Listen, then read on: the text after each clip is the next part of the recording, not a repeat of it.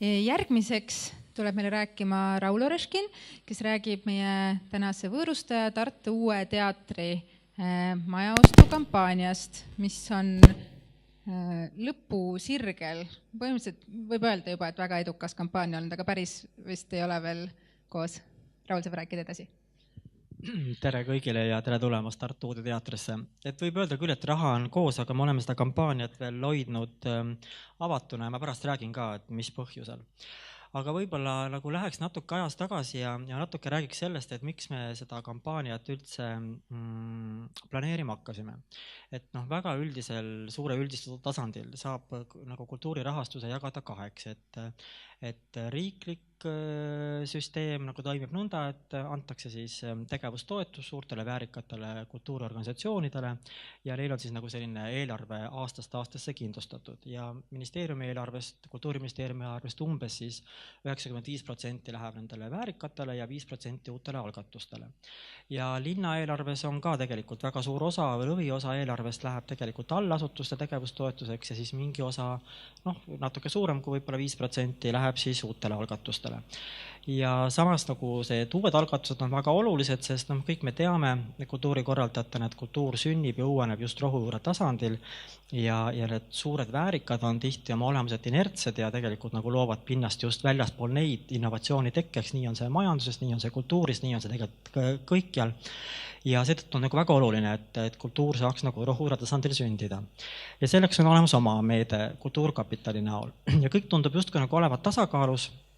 Aga aeg-ajalt siis sellest õhinapõhisest kooslusest kasvamas välja selline nagu aastaringset programmi pakkuv professionaalne organisatsioon või tiim ja võt sellest õhinapõhisest üleminekuks siis nii-öelda väärikate ritta meil täna Eestis meetmed nagu puuduvad. Ja ühel hetkel siis Tartu Uus Teater oligi selles olukorra ees, et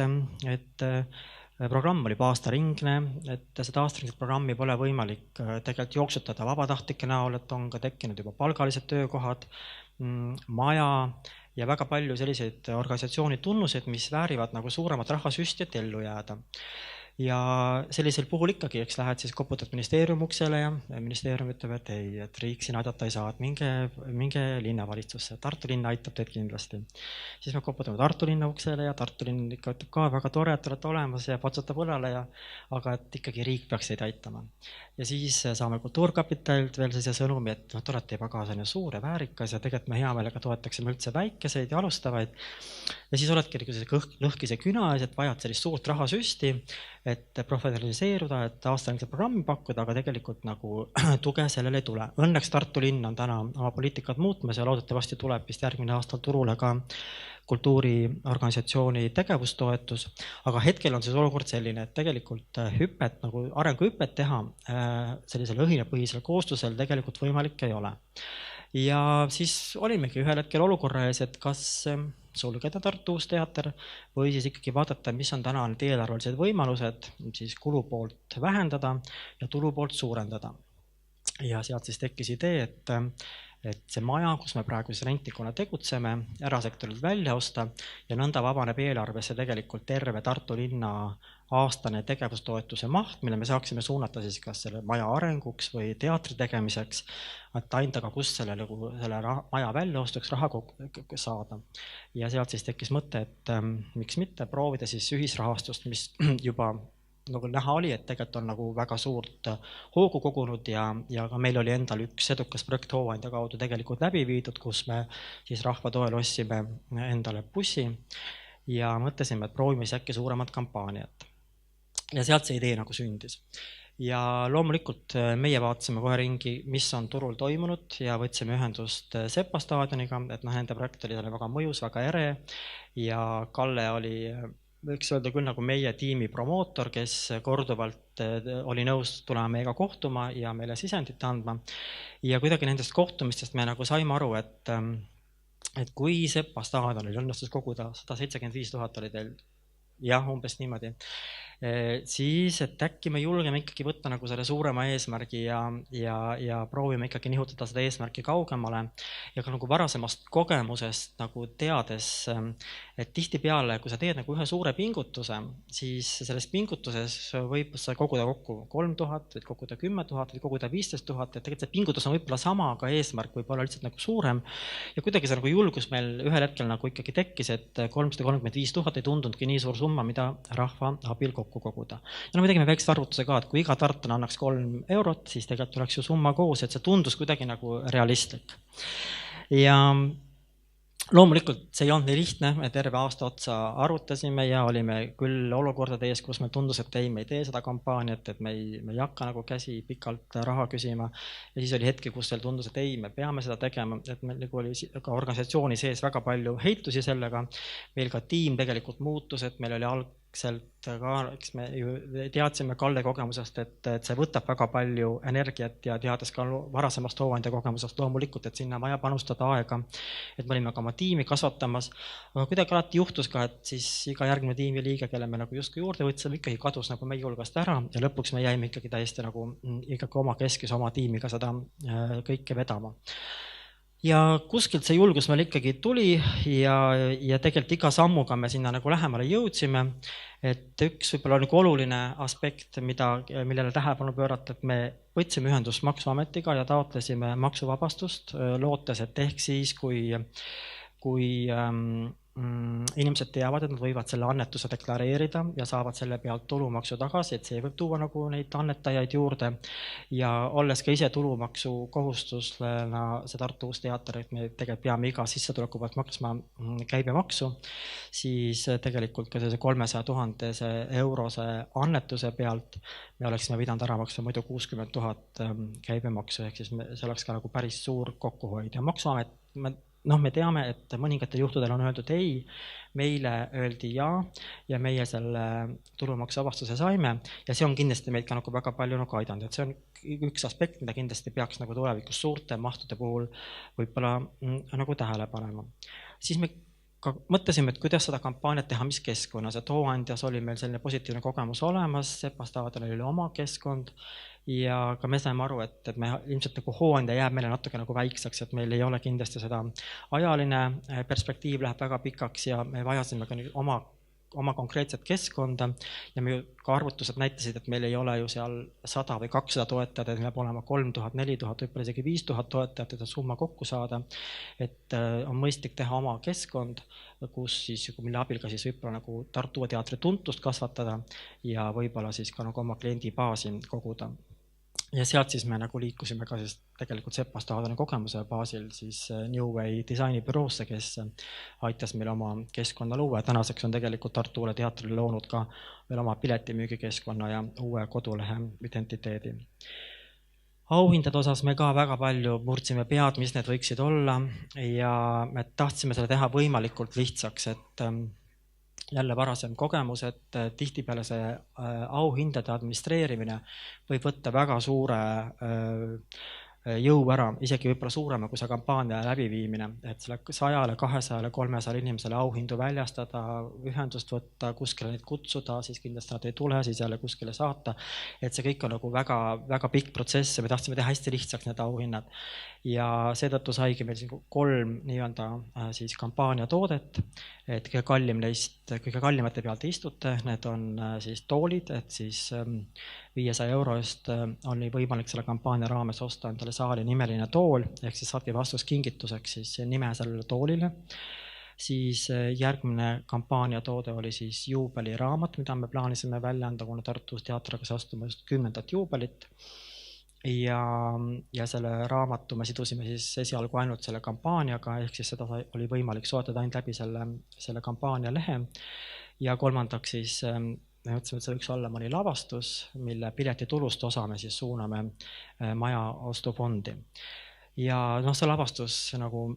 Kremli ööbikut siis osutuski tegelikult nii-öelda meie selliseks kõige edukamaks supertooteks lausa võib öelda, et kõik muud nii raamat kui ka toolid jäid selle baasil ikkagi väga palju kõrvale, et tegelikult sellest kampaaniast 91% me kogusime kokku tänu Kremli ööbikute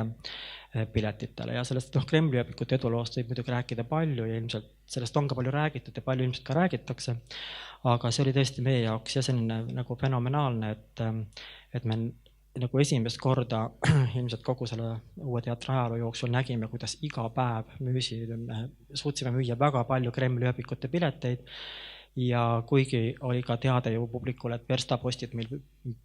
pileti hinnad lähevad kallimaks, siis sellest ei tähendanud mitte midagi, ja pileteid osteti uusaasta ööl kell 23.30, 00.15, kell 1, kell 2, kell 3, kell 4 ja pileti hind oli siis juba tegelikult kallimaks läinud ja neid osteti ja meil ei jäänud muud üle kui ainult imestada, sellega kaasa minna ja kogu selle kampaania vältel siis piletid läksid müüki 1. oktoober, etendused toimusid augustis, oli ainult üks päev, kui ei ostetud mitte ühtegi piletit ja see oli siis 24. veebruar, kui kõik pidasid siis Eesti Vabariigi 100. sünnipäeva. Ju siis ka kõige suuremad fännid ei suutnud osta Kremli ööbikutele piletit sel päeval. Kõikidel muudel päevadel oli see müük kogu aeg tõusujoones. Ja loomulikult nii palju kõnesid ja nii palju tagasisidet, kui selle suve jooksul ilmselt pole ka teater varem kordagi saanud. Tõenäoliselt väga suur osa sellest piletiostutest võib-olla ei teadnudki, et nad toetasid 10 euroga ka maja, et pileti hind oli algselt 25 ja tõusis 40-ni ja alati siis 10 eurot läks sellest majaostufondi. Aga kuna ka nende piletiostu sai deklareerida maksuametis, saates meile vastava märgukirja, siis umbes pooled on seda teinud, nii et pooled teadlikult toetasid ja pooled ka siis teadlikult on selle annetusse deklareerinud ja võib-olla suur osa lihtsalt ei pidanud ka vajalikuks seda 10 eurost annetust deklareerida, et nad toetasid seda hea meelega. Ja ilmselt oli ka neid, kes seda ilmselt ei teadnudki. Ja siin käivad läbi ka kampaania pildid, et meie kampaania kõige esimene toetaja oli Jaan Muna, mis andis sellise nagu väga hea nagu indikatsiooni. Üldse kogu selle kampaania vältel saime väga palju märke, mis ütlesid meile, et me oleme õigel teel. Et kui me selle kampaaniale sellist visuaalset identiteeti otsisime, siis jõudsime selle tellise kujundini, et Tartu Uue Teatri maja on ehitatud tellistest ja siis kuidagi tuli, et see juubeliraamat tuleb tellise kujuline ja siis kui me käisime Kremli ööbikutele otsimas mängupaika ja jõudsime Kreenholmi saarele, siis ka see Kreenholmi tellistest hooned ja siis ühel hetkel ka veel Jaan Mikk, kes seal Kreenholmis haldab neid hooneid, näitas meile ühte tellist, kuhu siis sisse oli pressitud Joala, nimelt 100 aastat tagasi oli seal territooriumil olnud Joala nimeline tellise tehas, mitte küll Jaak Joala nimeline, aga Joala nimeline tellis oli olemas ja see on täna meil siin ka kontoris olemas Jaanuse kingitusena. Et need kõik kuidagi märgid näitasid, et me oleme nagu õigel teel, et tuleb ainult edasi minna julgelt, et see tee oli juba sillutatud. Ja siis, kui me selle kampaania välja kuulutasime ja see oli siis septembris, eelmise aasta septembris, kui algas Draamafestival, siis kõige esimene toetaja oli Jaan Muna, kes andis meile siis 25 eurot ja kutsus kõiki, kes seal siis kohapeal olid, üles toetama. Ja eks me siis jõudumööda olemegi seda teinud, et väga palju meie enda näitlejad, koostööpartnerid tulid appi, nagu te näete ka nende piltide pealt. Ja omaette võib-olla selline põnev aktsioon on olnud ka kõigi nende ostetud toolide visualiseerimine, et kui see on teinud mõni ettevõte või mõni eraisik või mõne organisatsiooni taga peituv isik, et siis me oleme alati küsinud, enne kui me teeme sotsiaalmeedias postitused, kas te soovite kuidagi oma tooli visualiseerida, siis täna juba kõik ütlevad ei, et mõelge ise midagi välja, et teil on lahedad ideed. Et meie turundusgeenius Maria Kliiman ilmselt teeb juba kõikidele asutustele täna turundusideid, et mõeldes välja uusi viise, kuidas nende tooteid esitada ja reklaamida. Ja võib-olla nagu sellise ühe soovitusena julgen ma küll öelda, et unistama peaks suurelt, et need pigem mina soovitan ette võtta suuremaid kampaaniaid, kui te kahtlete, kas 5 või 10 000 eurot siis pigem mõelge läbi, mis on need variandid, et te saavutaksite selle 10 000 eurose eesmärgi või veel suurema eesmärgi. Et jah, loomulikult tasub läbi mõelda ka plaan B ja meil oli see ka tõesti olemas, et meil oli pankadega eelläbirääkimised peetud, et juhul, kui me oleksime kokku kogunud pool summast, oleks meil võimalus olnud võtta teise poole peale laen, et see maja ikkagi välja osta. Ja et see plaan B on hea, kui ta on olemas, aga siiski tasub võtta nagu võib-olla suurem eesmärk, teha see ühekordselt suurem pingutus ja proovida see eesmärk täita. Ja täna on siin ka palju kõlanud, et tõesti ilma kampaaniata raha kokku ei kogule, et tuleb lihtsalt, see on tõsiasi, et kui te ka väga hea idee kuskil üles panete, siis raha ise kokku ei jookse, et kogu selle perioodi vältel tuleb teha kas rohkem või vähem kampaaniat, kuidas te selle kampaania laine ise üles ehitate. Et meil on olnud väga pikk, et meie kampaania üle olnud juba 1,5 aastat ja siin on olnud oma muidugi sellised tõusu ja languse perioodid, aga et ilma kampaaniata raha kokku ei kogune. Et täna küll võib öelda, et me viimane 3-4 kuud pole aktiivselt kampaaniat teinud ja iga kuu ikkagi tegelikult tiksub raha sinna juurde selles fondi, aga see on tõesti juba selline pigem järellainetus. Ja miks me pole tänaseks seda kampaaniat sulgenud, et kuna selle Kremli ööbikute edus me tõesti keskendusime eeskätt sellele, et siis müüa võimalikult palju pileteid etendustele, kust me nägime, et raha võib-olla kergemalt sellesse kampaaniasse tuli, siis tahaplaanile jäid Tuue teatri raamatu, juubeliraamatu müük ja toolide müük ja täna on meil saalis veel tegelikult vabu toole ja meie koostööpartneritega koostöös me teame, et paljud on valmis tooli ostma sel aastal käesoleva aasta eelarvest, ehk mis hoiame seda kampaaniat veel avatuna, et veel viimased toolid saalis maha müüa. Ka teil on võimalus tegelikult, kui teile see tool meeldis, kus te istute ja juhuslikult vaba on, siis et 500 euro eest anda 8 aastaks teie. Aga ma ei tea, ma arvan, et see on hetkel kõik, et kui on küsimusi, siis me paneeldiskussioonis saame neist juba detailsemalt rääkida. Aitäh teile!